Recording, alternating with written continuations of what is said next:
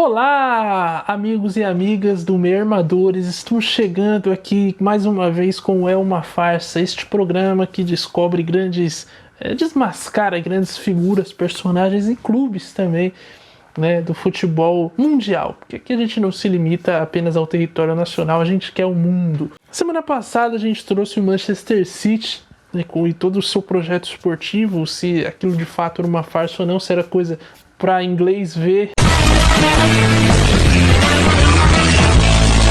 Mas acabou que no sábado eles foram lá e calaram a boca de todos aqueles que duvidavam do projeto esportivo. Guardiola conseguiu mais uma vez ser campeão da Champions League e levou o Manchester City a tríplice coroa, algo que só o United tinha conseguido fazer. Uma noite histórica, uma temporada histórica para os azuis de Manchester. Entretanto, um personagem acabou ficando com um filmezinho um pouco queimado, pelo menos aqui no Brasil, onde algumas pessoas começaram a chamá-lo de pipoqueiro. Eu me refiro a Kevin De Bruyne, jogador da Bélgica de 31 anos de idade, que no final do primeiro tempo ali, né, na metade final do primeiro tempo, pediu substituição por lesão em sua segunda final. Na primeira, contra o Chelsea, ele também havia pedido substituição por lesão. Então criou-se já a estigma de que Kevin De Bruyne é um grande pipoqueiro. Eu, compadecido com a situação do rapaz, decidi investigar essa situação para saber se Kevin De Bruyne é de fato um grande pipoqueiro ou se, infelizmente, ele é um grande azarado. É o que nós vamos descobrir aqui, então, neste episódio do É Uma Farsa? Vamos ver se é isso tudo. Bom, o jovem De Bruninho, ele nasceu em Drongen, na Bélgica, no ano de 1991 e fez sua base no Genk, onde ele foi promovido para o time principal na temporada 2008-2009. A partir dali, ele se tornou jogador profissional, obteve um destaque no possante campeonato belga e foi contratado pelo Chelsea no final ali, entre janeiro e dezembro. Aliás, a janela abriu em janeiro. O jovem De Bruninho nasceu na Bélgica, na cidade de Drongen, no ano de 1991. Ele fez base no Genk e foi promovido ao time principal na temporada 2008-2009. E ali no Genk ele já começou a ter um destaque no poderosíssimo campeonato belga e chamou a atenção do Chelsea, que o comprou ainda em 2012, mas ele não foi direto em 2012 para o Chelsea, ele terminou a temporada pelo Genk e aí sim se apresentou ao Chelsea, que também não quis, o repassou ao Werder Bremen da Alemanha. Ele ficou uma temporada no Bremen e aí retornou ao Chelsea. Só que ele ficou pouco tempo no Chelsea, o Mourinho não gostava do seu futebol, não se encaixou, achava que ele não ia ser jogador. O Mourinho acreditava que De Bruyne era uma farsa e dispensou ele foi novamente então para a Alemanha, mas dessa vez vestindo a camisa do Wolfsburg. Ele chega no Wolfsburg em janeiro de 2004 e aí ele tem uma das melhores fases da sua carreira. Ali no Wolfsburg ele vai muito bem, se torna uma referência do time, consegue ser um dos principais jogadores daquela equipe e da Bundesliga e é contratado pelo Manchester City na temporada 2015-2016, onde ele também vai se tornar um dos principais jogadores da equipe e, por que não, uma referência aí, é um dos líderes do elenco hoje em dia. Vale destacar ainda que o De Bruyne ele chega no Manchester City ainda do Manuel Pellegrini, né? A temporada 2015-2016 foi a última do Manuel Pellegrini como técnico do Manchester City. O Guardiola só chegaria na temporada seguinte, mas o De Bruyne logo caiu nas graças de Pep Guardiola, porque era um jogador com uma visão de jogo muito refinada, um ótimo passe, um jogador que pifava os atacantes e ainda se dedicava muito taticamente. Então ele, lógico que se integrou ali no tic-tac, enfim, todo o sistema do Guardiola e se tornou uma das principais referências desse time sob o comando de Pep Guardiola. Uma das principais características do jogo do De Bruyne não são os gols, mas sim a quantidade de gols que ele gera, porque o De Bruyne é um cara que tem um passe muito refinado. Ele até faz seus golzinhos, nessa temporada, por exemplo, ele fez 10, o que não é um número ruim, pelo contrário, um bom número para um meia, mas em comparação com as assistências, a diferença é gritante. Foram 31 assistências nessa temporada e ele é o jogador que mais deu assistências para gols no Manchester City. Era assim na temporada passada, é impressionante. O De Bruyne entra ano, sai ano, ele segue sendo o principal garçom do Manchester City e até da Premier League. É um jogador que tem um passe muito bom, uma visão de jogo afiadíssima, e ele usa essas duas características como ninguém. E é um jogador que, se você der o mínimo espaço, ele vai ser letal, vai achar alguém que em condições de fazer o gol. E ainda nesse ano ele ganhou um grande parceiro, que é o Haaland, né, que tende a aproveitar muito bem esses passes. Nessa temporada já foi assim e na próxima tende a ser ainda melhor. Para você ter uma ideia, o De Bruyne tem na sua carreira de clubes 236 assistências. É um dos jogadores que mais tem assistências na história do futebol mundial. Realmente chama a atenção como esse belga é um pifador nato, né? Um Paulo Henrique Ganso belga, ouso dizer aqui.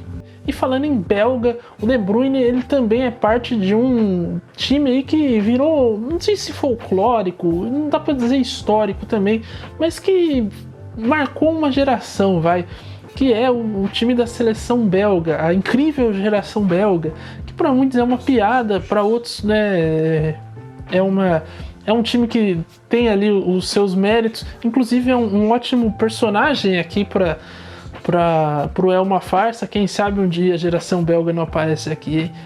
Mas o De Bruyne também deixou ali as suas marcas. A geração belga, a seleção belga conseguiu um terceiro lugar na Copa do Mundo de 2018, eliminando o Brasil no caminho, inclusive com um gol de Kevin De Bruyne, que, né, até hoje gera discussões aqui entre os torcedores brasileiros, se Cássio, o goleiro, não o nosso comentarista, pegaria ou não aquele chute do De Bruyne.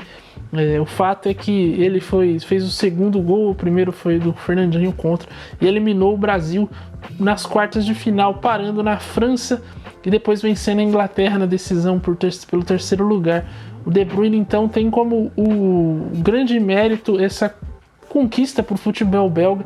Foi a primeira vez que a Bélgica chegou às semifinais e conseguiu o terceiro lugar. Então, dentro do país, eles são muito reverenciados, serão muito lembrados, mas para o mundo do futebol fica sempre essa discussão, se é, se não é e tal, se foi um fracasso, se não foi.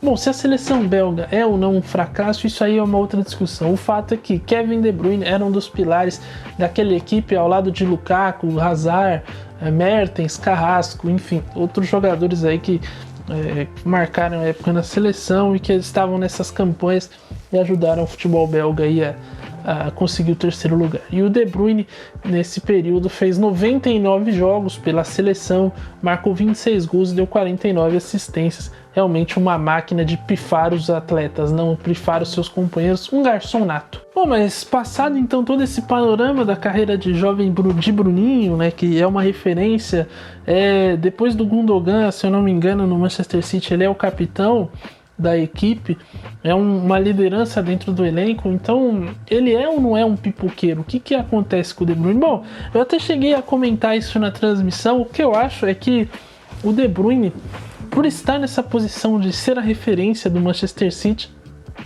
ele acaba que se colocando uma pressão a mais por ter que desempenhar, por ter que representar o time nessas circunstâncias, né? E ainda mais na Champions League, que era um título que todos sabiam que era o grande objetivo do projeto esportivo do Manchester City. A Premier League, por mais que seja um campeonato disputado, e eles não vão, né, nunca dizer que não querem ganhar a Premier League, porque querem, mas eles já tinham quebrado essa barreira. Então o objetivo maior era conquistar a Champions League, era o que faltava na carreira desses atletas. E ele talvez tenha se colocado como uma pressão a mais, um nervosismo, e acabou que estourou nas duas vezes. Eu acho muito isso, talvez mentalmente ele tenha sucumbido. O que de uma certa forma dá para você chamar de pipoqueiro, né? Porque ele sentiu o jogo e tudo mais.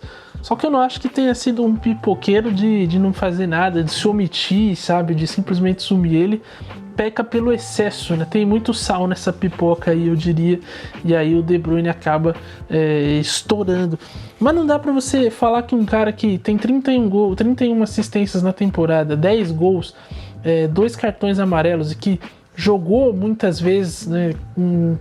Tava ali, dificilmente saía do time, não dá pra chamar um cara desse de pipoqueiro, né? Então eu não tenho como vir aqui e falar que não, ele é um pipoqueiro, porque, porra, se um cara desse aí, com os números que ele tem, tava no São Paulo ano passado, a gente tinha ganho tudo.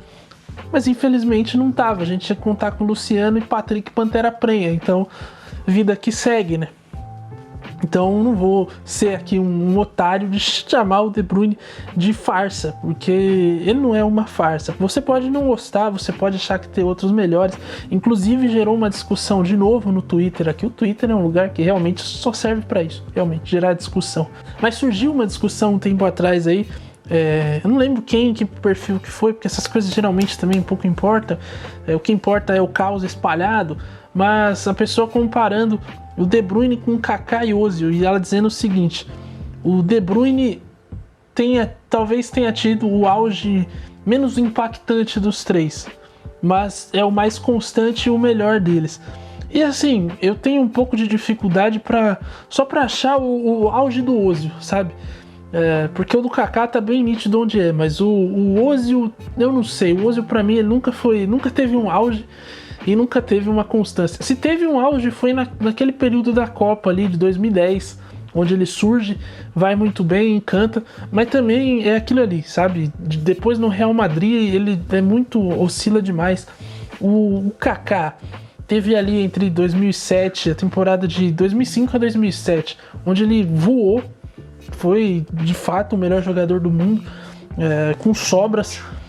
E o De Bruyne, de fato, talvez o auge dele não tenha sido tão alto, mas ele é o mais constante de todos e não sei se o melhor, mas é o mais constante, porque é impressionante o que este rapaz faz dentro do Manchester City. Então é isso, eu espero que você tenha gostado, espero que você tenha se divertido. Se você não concorda com o De Bruyne ser ou não uma farsa, por favor comente, vamos apimentar a discussão. Aqui não é a rede social Twitter, mas é um espaço também para gerar debate, para gerar comentários, então fique à vontade aí, vamos conversar. Na semana que vem voltarei com outro personagem, não sei ainda qual será, mas nada sairá impune daqui, todos passarão pelo crivo de é uma farsa ou não.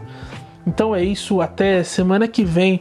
Siga a gente no Instagram, @meiarmadores. Se você ainda não se inscreveu no canal, por favor, se inscreva, deixa o seu like e até semana que vem. Amanhã tem área também, a partir das 8 horas, vamos comentar sobre seleção brasileira. É isso, valeu, falou e até mais.